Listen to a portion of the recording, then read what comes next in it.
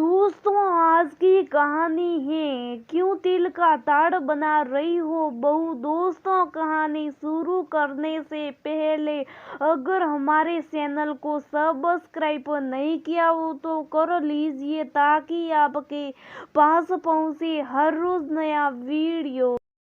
सुनो, बारिश हो रही है, छत से कपड़े क्यों नहीं उठा लाती हो, देख नहीं रहे हो पकोड़े तल रही हूँ, अदरक वाली चाय उबल रही है, सबकी बारिश वाली फरमाइश भी तो पूरी करनी है। तुम जाकर कपड़े समट कर लाओ, मैं स्नैक्स के साथ बालकनी में आती हूँ कहकर मैं अपने काम में व्यस्त हो गई। आजकल काम भी तो खत्म होने का नाम नहीं लेते। कोरोना टाइम में वर्क फ्रॉम होम क्या हुआ, पूरी गृहस्थी पलट गई।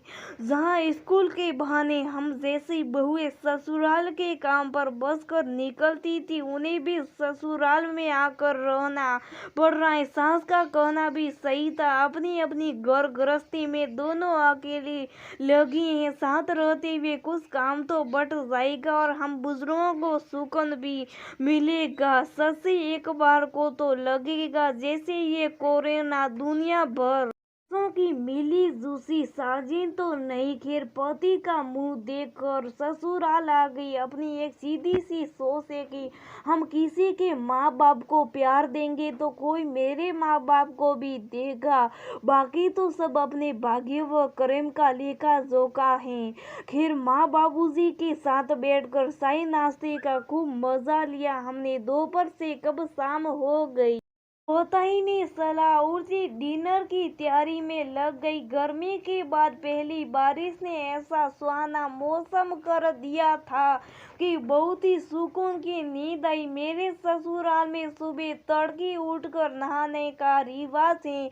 मैं नहाने के लिए कपड़े ढूंढने लगी, सब कहीं कुछ न मिला तो पति से पूछताछ की, छत पर होंगे। एक लापरवाह सा जवाब मिला। और आपने कपड़े उठाए थे ना? हाँ, मैंने रोने बाबूजी के और अपने कपड़े उठा लिए, लेडीज कपड़े छोड़ दिए। लेडीज कपड़े ये क्या होता है? अगर गारमेंट्स तुम लोगों के क्या बकवासी, तुम उठा लाते तो लेडी नहीं हो जाते। सारे कपड़े गीले पड़े हैं, अब तुम ही बताओ कि मैं क्या पहनूं। बेटी, मैंने इसे बचपन में सिखाया था कि लेडीज गारमेंट्स को हाथ ना लगाए।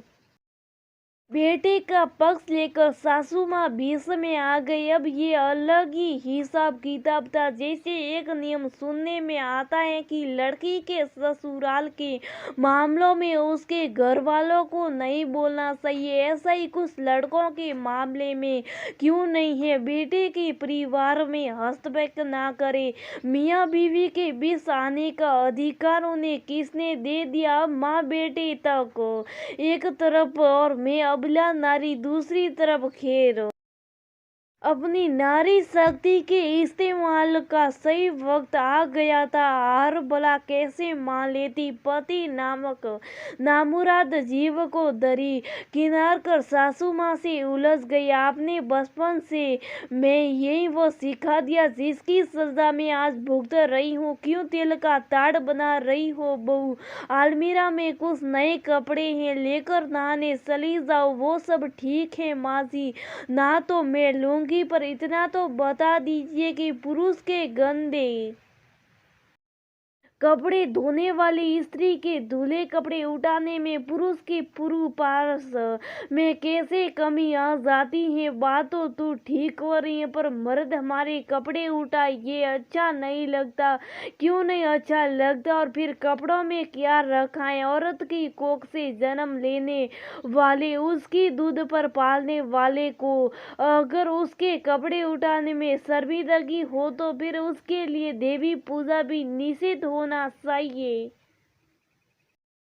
देवी जी आप नहा ले, मैंने आपके कपड़े बाथरूम में रख दिए। हाँ हाँ आती हूँ। पति महोदय ने झगड़ा समाप्त करने की ओर एक कदम बढ़ा लिया था। इस सुबह सुबह के एपिसोड के बाद मियाँ बीवी फिर से हंसकर एक हो गए थे, मगर सासू माँ कतके में आ गई थी। उनके दिए संस्कार में ही खोट था। वो स्त्री होकर स्त्री तब का सम्मान करना नहीं सिखा सकी और जिसका खामियाजा किसी और स्त्री का भुगतना पड़ा। हर महिला को पहले अपने स्त्रीत्व का सम्मान करना सीखना होगा। अगर वो जन्म दे सकती हैं, अमृत पान करा कर पाल सकती हैं, तो खुद कितने प्रतिष्ठा की पात्र हैं, इस बात को भली भांति समझना होगा। इसके बावजूद भी अगर वह खुद का ही सम्मान ना कर सके तो कदम कदम पर अपमान निश्चित है। दूसरों से आदर पाने के लिए भी सभी का आदर पहले करना होगा, तभी लोग आपको समझेंगे और सम्मान देंगे।